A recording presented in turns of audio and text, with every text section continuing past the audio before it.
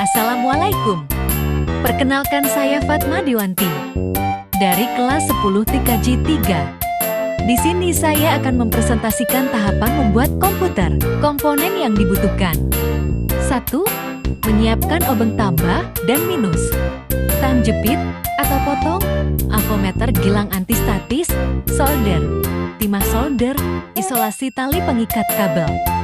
2. Menyiapkan komponen-komponen komputer seperti motherboard, prosesor, heatsink atau fan, memori, VGA card, hard disk, power supply, CD POMRW atau DVD-RW, casing. Langkah-langkah perakitan komputer. Pertama, ambil motherboard dan letakkan pada tempat datar sertakan alas agar motherboard tidak tergores. Kedua, buka tuas pengunci soket prosesor yang terdapat pada motherboard, lalu pasang prosesor di soket dengan mencocokkan tanda yang sama di soket. Jika sudah terpasang, kunci soket kembali. Ketiga, sebelum memasang heatsink, oleskan terlebih dahulu pasta di atas prosesor. Kemudian pasang heatsink tepat di atas prosesor dengan memasukkan kaki-kakinya saja ke dalam mainboard dan dikencangkan. Keempat, kemudian pasang memori dengan membuka tuas penguncinya. Lalu sesuaikan posisi lekukan yang ada pada memori dengan slot pada mainboard. Kelima, pasang motherboard pada casing dengan menentukan kedudukan motherboard pada casing, lalu cocokkan skrup yang ada pada motherboard dan casing.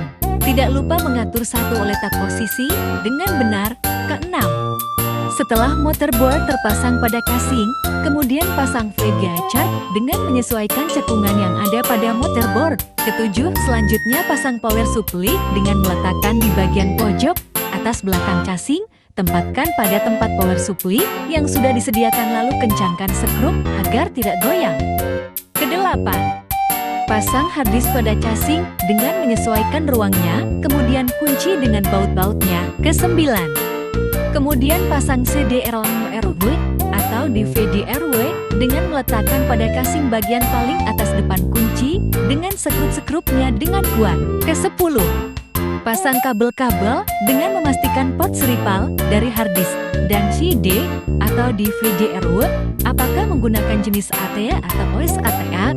Kabel power diambil dari power supply, sedangkan data dipasangkan dari motherboard. Ke-11, setelah semua terpasang dengan benar, selanjutnya tutup CPU dengan casingnya. Ke-12, setelah tahap perakitan selesai, tahap terakhir yaitu mengecek apakah semua komponen terpasang dengan benar. Jika komponen dihidupkan dan mengalami masalah, maka perlu dicek kembali. Namun jika tidak, maka komputer akan masuk pada mode PST. Lalu kita tinggal melakukan setting BIOS dan install operating system. Lalu jangan lupa untuk menyiapkan CD instalasi aplikasi dan driver dari komponen-komponen tersebut. Sekian presentasi saya. Saya ucapkan terima kasih. Wassalamualaikum.